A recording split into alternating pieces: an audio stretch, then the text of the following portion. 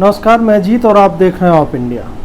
केजरीवाल ने पिछले 2-3 दिनों में कोरोना को लेके और दिल्ली सरकार जो कर रही या जो नहीं कर रही उसको लेके 2-3 बातें बोली हैं जो विचित्र कही जा सकती हैं। एक बात जो सबसे ज़्यादा जिस पर कल ध्यान गया लोगों का, और इस पे दोनों तरह के लोग आए, एक डिफेंड करने वाले, एक जो है अटैक करने वाले, कि केजरीवाल ने कहा कि जो दिल्ली के नहीं हैं उनके लिए दिल्ली सरकार के अस्पताल और प्राइवेट हॉस्पिटल जितने दिल्ली में हैं उनमें उनका इलाज नहीं होगा। अगर कोरोना होता है तो उनको केंद्र सरकार के अंदर जो भी हॉस्पिटल्स हैं दिल्ली में 2, 4, 5 या जितने भी हैं, बहुत कम हैं, वहीं पे उनका इलाज हो पाएगा।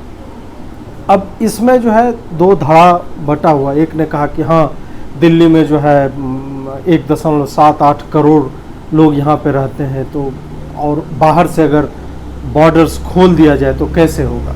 अब इस आर्गुमेंट में फ्लॉ यही है कि बाकी टाइम दिल्ली देश की राजधानी हो जाती है। बाकी टाइम तुम्हें मजदूर चाहिए, बिहार से, यूपी से, बंगाल से या जहाँ से भी मजदूर आते हैं।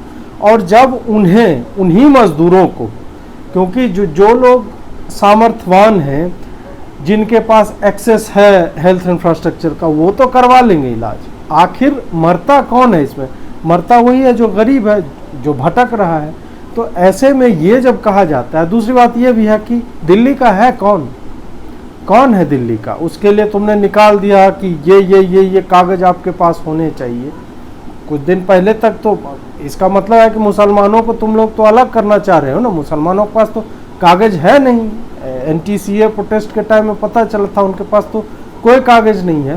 तो अब किसी मुसलमान को जो CA के विरोध में, और लगभग एक बहुत बड़ा हिस्सा है, उनको हो जाता है, तो मुसलमान कहाँ जाएगा भाई?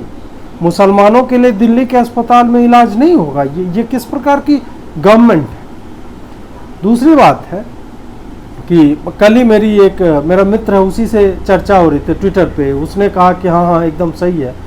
मैंने बोला कि मैं 16 साल से दिल्ली में रह रहा हूँ, वो भी 16 साल से दिल्ली में है। हम लोग पढ़ने के लिए आए थे।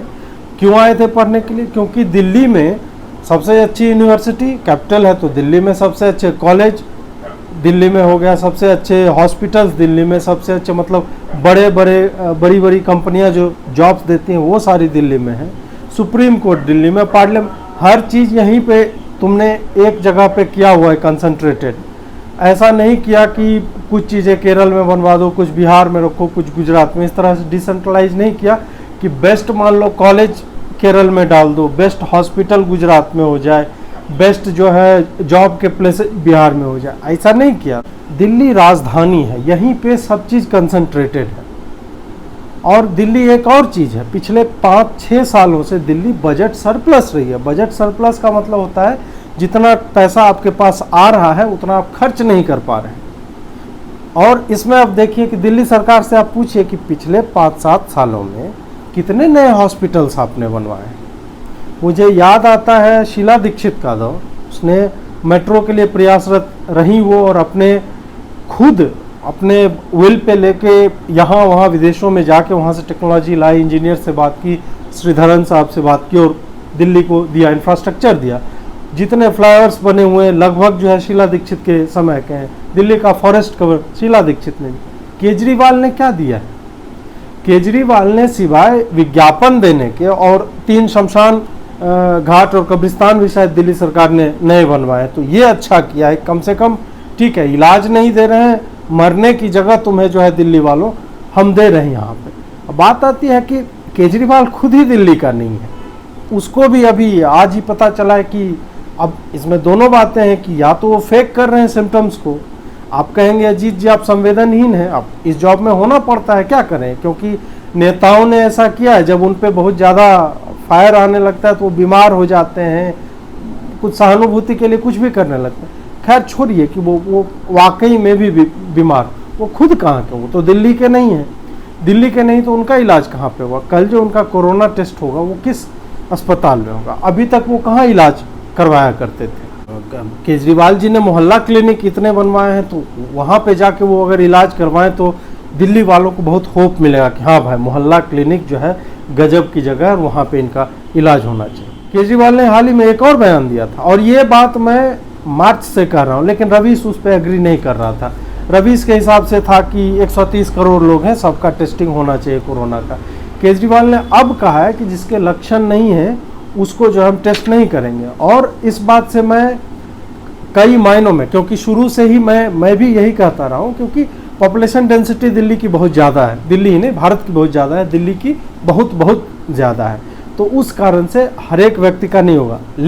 लेकिन इसमें दूसरा ये भी है कि दिल्ली ऐसी जगह नहीं है जहाँ बिना काम का आदमी कोरोना के टाइम में जो है हॉस्पिटल चला जाएगा दौड़ के। यहाँ पे हम ही ने रिपोर्ट बनाई है, एक दिन में हमने ट्रेस कर लिया कि 10 आदमी ऐसे थे जो ट्विटर या फेसबुक के जरिए बता रहे थे कि हॉस्पिटलों में धक्के खा रहे हैं। दिल्ली गवर्नमेंट की साइट पे बेड की अवेलेबिलिटी, वेंटिलेटर की अवेलेबिलिटी कुछ दिखा रही है, हॉस्पिटल में पहुंचो तो पता चलता है कि नहीं, ऐसा कुछ नहीं है। उसके बाद केजरीवाल को खुद आना पड़ रहा है और वो बोल रहा है कि जो भी ब्लैकमेल कर रहा है, ब्लैक में सेलिंग कर रहा है हॉस्पिटल के बेड की, उसको हम देख लेंगे। इस तरह की बातें जो काफ़ी निंदनीय है। ऐसा मुझे ऐसा नहीं लगता है कि ऐसा प्राइवेट हॉस्पिटल अभी के टाइम में कर रहा हो या उसको करने की ज़रूरत पड़ रही हो, क्योंकि इतना ज़्यादा स्ट्रेस है। और डॉक्टरों को लेके तमाम तरह की बातें होती हैं कि आईसीयू में जो है रखे हुए हैं, पैसा ज़्यादा वसूल रहा है, मरे हुए आदमी को वेंटिलेटर पे रखा हुआ है, जो भी। फिर भी आप इक्के दुक्के इन तरह की बातों को लेके पूरे सिस्टम को ही, और उसमें भी अभी के टाइम में जो फ्रंटलाइन वॉरियर्स है उसको डिमोनाइज आप नहीं कर सकते। उनको जो है इस तरह से नेगेटिव लाइट में अभी के समय में नहीं दिखा सकते हैं। कुल मिलाकर बात यही है कि ऐसे मुद्दों पर अब रवीश टाइप के लोग क्या बोलेंगे, वो तो मैं अभी बता रहा था आपको कि न्यूजीलैंड में क्या चल रहा है, साउथ कोरिया ने कैसे कर लिया, और अहमदाबाद में क्या हो रहा है, इनको बड़ा इंटरेस्ट रहता था। तो अभी रवीश जी को आना चाहिए और उनको बताना चाहिए कि किस हॉस्पिटल में कितने बेड हैं। दिल्ली में दिल्ली सरकार का कितना हॉस्पिटल है, एमसीडी के तहत कितना हॉस्पिटल आता है और केंद्र सरकार का कितना हॉस्पिटल है।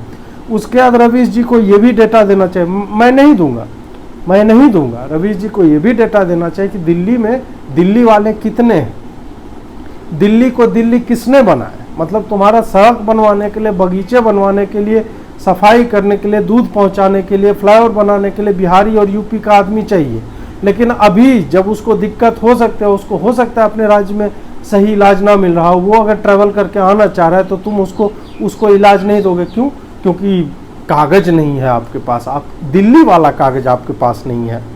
रवीश ने ये रवीश को बताना चाहिए आगे आके कि कितने जगह पे कितने बेड हैं, वहाँ पे कौन लोग जा रहा है, कितने लोग मर रहे हैं, कितने कब्रिस्तान खुलवाए।